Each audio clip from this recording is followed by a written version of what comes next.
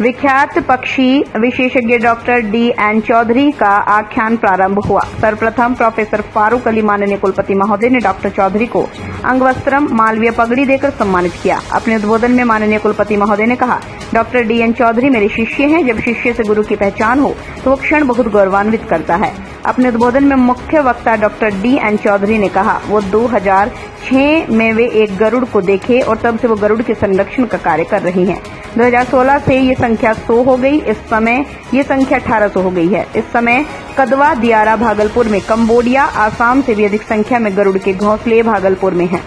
Doctor D.N. Chaudhary का Mandar nature club बहुत ही प्रसिद्धि प्राप्त कर चुका है। मंच संचालन प्रोफेसर हरिश्चंद्र, समायोजक महाविद्यालय विकास परिषद, सह समन्वयक राष्ट्रीय सेवा योजना ने किया।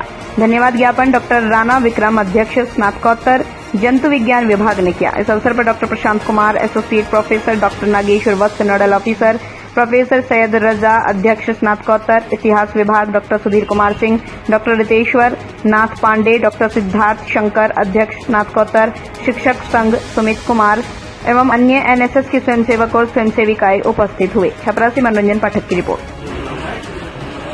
आज का ये विशेष आख्यान माला जंतु विज्ञान विभाग और एनएसएस जयप्रकाश यूनिवर्सिटी छपरा के संयुक्त तत्वावधान में सीनेट हॉल में आयोजित हुआ, जिसमें जो पक्षी संरक्षण के लिए जो डॉक्टर D.N. चौधरी पूर्व के उपराष्ट्रपति से सम्मानित हैं, उनका आख्यान हुआ। और खास तौर पे जिस गरुड़ को विलुप्त पराया माना जा रहा था और कहा जा रहा था कि ये विलुप्त के कगार पर है, अब उसके हजारों हजार की संख्या हो गई और महज 15-16 साल के प्रयास में, और इसी पर आज चर्चा हुई और बहुत ही सकारात्मक और रचनात्मक बातें हुई। और मैं डॉक्टर चौधरी को, जो संयोग से मैं उनका शिक्षक भी हूँ, मैंने MSc जूलॉजी में भागलपुर में उन्हें पढ़ाया था, तो हमारे लिए भी एक उपलब्धि है कि आज का ये आयोजन, और इतना आसान नहीं है पक्षियों को संरक्षण करने में, और उसका इन्होंने पौराणिक कथा, जानकारी होता है, धार्मिक किंवदंतियों और तमाम चीजों को मिला करके लोगों को, क्षेत्रीय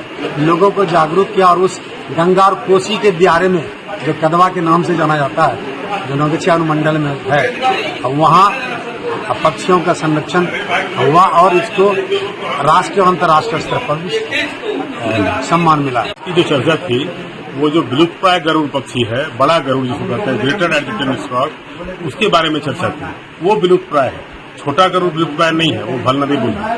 हालांकि उसकी संख्या भी कम हो गई है। तो वो एक समय था जब उसकी विलुप्ति के कगार पर था।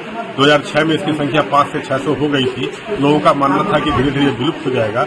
उसी समय से हम लोगों ने इसको पर्यावरण के लिए क्यों जरूरी है? ये जरूरी है। ये पर्यावरण का मुख्य घटक है। सांप खाता है, कार्कासेस खाता है, फूड चेन को बनाए रखता है, आहार श्रृंखला को बनाए रखता है, एवोल्यूशन इंडिकेटर है। गरुड़ तो हर स्पीसीज इंपॉर्टेंट है, खास करके गरुड़ का रहना एक शुभ संकेत है। इकोसिस्टम का एक शुभ संकेत है। ये फूड चेन को मेंटेन रखता है। फूड चेन अगर मेंटेन रहेगा तो इकोसिस्टम मेंटेन रहेगा, है ना। तो ये टॉप कार्निवोर के रूप में है।